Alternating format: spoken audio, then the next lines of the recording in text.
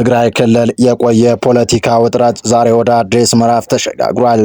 በሳምንቱ መጀመሪያ ላይ ከ6 ዓመት በፊት በተደረገ አወዛጋቢ ምርጫ የተመረጠው መንግስት ለመመለስ የወሰነው ህወሓት ደብረጽዮንን ፕሬዝዳንት አድርጎ ወደ ስራ መግባቱ ነገሮችን አወሳስቧል። ዛሬ በይፋ ስራ መጀመራቸውን ያወጁት ደብረጽዮን ከጀነራል ታደሰ ወረደ እንተላለቃለን የሚል ከበድ ያለ መልእክት ሲያስተላልፉ፣ በመቀሌ ደግሞ ተከታታይ የጀት ቅኝት እያደረገ መሆኑ መቀሌን ከፍተኛ ስጋት ውስጥ ማስገባት ተነግሯል። በዝርዝር እንመለስበታለን።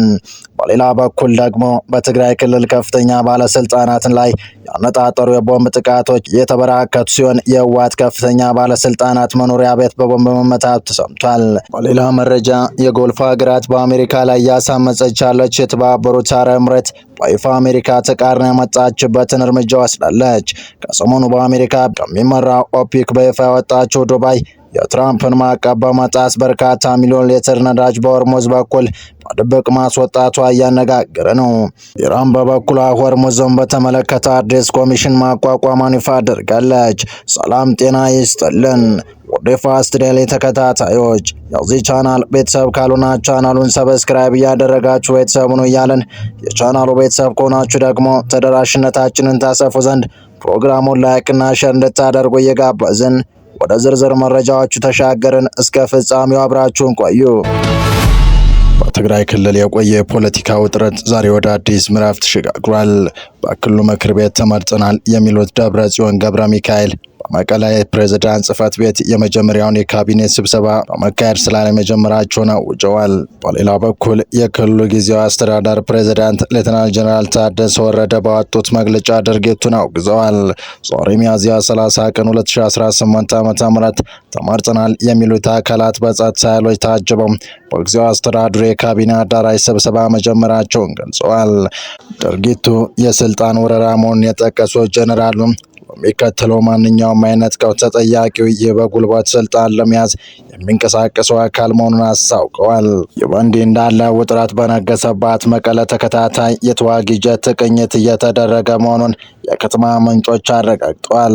በትግራይ መዲና መቀለ ከተማ ከአንድ ሳምንት ውስጥ ለሁለተኛ ጊዜ የተዋጊ ጀት ቅኝት መደረጉም በጋት የዓይን እማኞችን ዋቢ አድርጎ ዘግቧል። የጀት ቅኝት 5 ሰዓት 37 ደቂቃ ጀምሮ በስፋት ታይቷል። ከፕሪቶሪያ ስምምነት መፈረም በኋላ የፌዴራል አየር ኃይል ንብረት የሆኑ የጦር ጀቶች በመቀሌ ቅኝት ሲያደርጉ ለሁለተኛ ጊዜ ሲሆን ክስተቱ በክልሉ የጦርነት ስጋት እያየለ መጥቷል። በሌላ በኩል ደግሞ በትግራይ ክልል የባለስልጣናት መኖሪያ ቤቶችና የመንግስት ተቋማት የጥቃት ኢላማ እየሆኑ ነው። ከፍተኛ አመራሩ መኖሪያ ቤት ላይ በቦምብ ጥቃት መሰንዘሩ ተሰምቷል።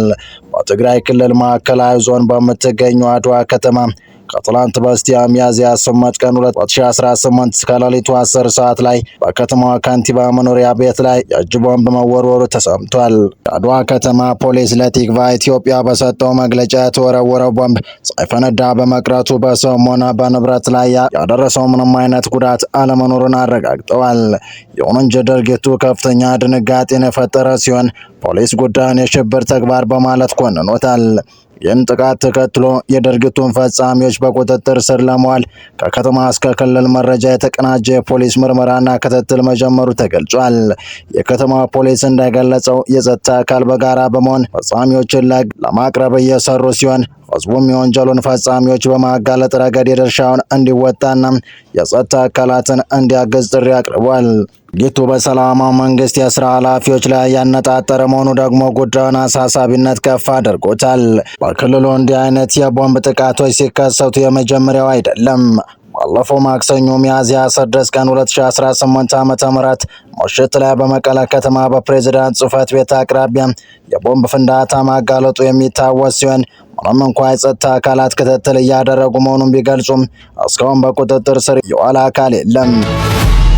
በቀጣይ መረጃ የጎልፍ ሀገራትን በአሜሪካ ላይ ያሳመፀች ያለችው የተባበሩት አረብ ኤምሬት በይፋ አሜሪካ ተቃርና የመጣችበትን እርምጃ ወስዳለች።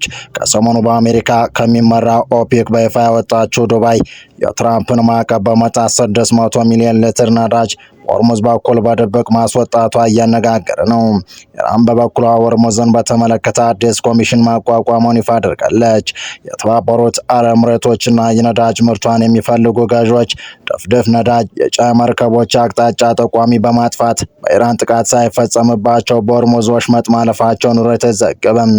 ዜና ወኪሉ የኢንዱስትሪ ምንጮችና የመርከብ ጉዞ መረጃዎችን ዋቢ በማድረግ ያወጣው ዘገባ እንደሚያሳየው አቡዳቢ ናሽናል ኦንላይን የተሰኘው ኩባንያ በአራት መርከቦች የተጫነ 6 ሚሊዮን ባርሜል ድፍድፍ ነዳጅ አጓጉዟል። ጭነቱ ከወሽመጡ ከወጣበት በኋላ በሶስት መንገዶች ተጉዞ ሊሆን እንደሚችል ዘገባው ያስረዳል። የመጀመሪያው አማራጭ ነዳጁ ከአንድ መርከብ ወደ ሌላ መርከብ በማዛወር በኋላ ላይ ወደ ደቡብ ምስራቅ እስያ የነዳጅ ማጣሪያ እንዲሄድ ማድረግ ነው። ሁለተኛ በኦማን ውስጥ እንዲከማቹ ማድረግ ሲሆን ሶስተኛው ደግሞ በጸጥታ ወደ ደቡብ ኮሪያ የነዳጅ ማጣሪያዎች እንዲጓዙ ማድረግ ነው። መርከቦቹ በኢራን ኃይሎች የመታየት እድላቸውን ለመቀነስ ጉዞ የሚያደርጉት የመርከብ መለያ መረጃን የሚያስተላልፉ መሳሪያዎቻቸውን አጥፍተው እንደሆነ ዘገባው ጠቅሷል። ኢራን በአሜሪካ ማዕቀብ የጣለባትን ነዳጅን ለማጓጓዝ የምትጠቀመው ይህን ዘዴ ነው። የኢራን ጦርነት ከተጀመረ ወዲህ የኤሚሬቶች ነዳጅ አምራች ኩባንያ በአንድ ቀን ወደ ውጭ የሚልከውን ምርት ብዛት ከ1 ሚሊዮን በርሜል በላይ ቀንሷል። በአሜሪካና እስራኤል የተከፈተባትን ጥቃት ተከትሎ ሆርሙዝን የዘጋችው ኢራን በወሽመጡ ለማለፍ የሚሞክሩ መርከቦች ላይ ጥቃት እንደምትፈጽም ዝታለች። ይህ በእንዲህ እንዳለ ኢራን ሆርሙዝን በተመለከተ አዲስ ኮሚሽን ማቋቋሟን ይፋ አድርጋለች።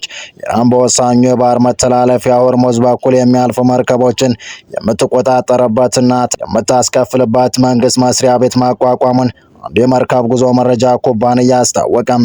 በአሜሪካና እስራኤል ጥቃት ከተፈጸመባት በኋላ ሆርሙዝ የዘጋችው ኢራን በወሽመጡ ላይ ያላትን ቁጥጥር ህጋዊ ቅርጽ ለማስያዝ የምታደርገውን ጥረት ቀጥላለች። ከዚህ በፊት በመተላለፊያው የሚጓዙ መርከቦችን ታክስ የምታስከፍልበት ረቂቅ ህግ ማዘጋጇ ተገልጾ ነበር። አሁን ደግሞ በወሽመጡ የሚደረጉ ጉዞዎችን የሚፈቅድና ክፍያዎችን የሚሰበስብ የመንግስት ኤጀንሲ መቋቋሙን ሚድል ኢስት ኢንተለጀንስ የተሰኘው የመርከብ ጉዞ ዳታ ተቋም ማስታወቁን የዜና ወኪል አሶሺየትድ ፕሬስ ዘግቧል። የፋርስ ባህረ ሰላጤ ወሽመጥ ባለስልጣናትን የሚል ስያሜ የተሰጠው የተቆጣጣሪ መስሪያ ቤት ራሱን በወሽመጡ ለሚያደርጉ ጉዞዎች ፈቃድ የመስጠት ብቸኛ ስልጣን ያለው አካል አድርጎ ማቅረቡን ኩባንያው ሐሙስ ዕለት ባወጣው መረጃ ገልጿል። እንደ ኩባንያው ገለጻ የኢራን ባለስልጣናት በወሽመጡ ማለፍ በሚፈልጉ መርከቦች የሚሞላ ማመልከቻን የያዘ የሚል መልእክት አሰራጭቷል።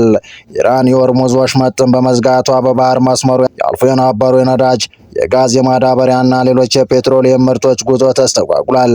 አሜሪካን በምላሽ ወደ ኢራን ወደቦች የሚደረጉ ጉዞዎችን አግዳለች። በወሽመጡ የተጣለው እገዳ የነዳጅ ዋጋ ማጣሪያ እንዲነካና የዓለም ኢኮኖሚ እንዲቃወስ አድርጓል። የአሶሺየትድ ፕሬስ ኤፒ ዘገባ እንደሚያሳየው አዲሱ የኢራን መስሪያ ቤት የሀገሪቱ መንግስት በጦርነት ወቅት መርከቦችን ያሳለፉና ክፍያ ያሰበስብ ለነበረበት አሰራር ህጋዊ ቅርጽ የሚሰጥ ነው።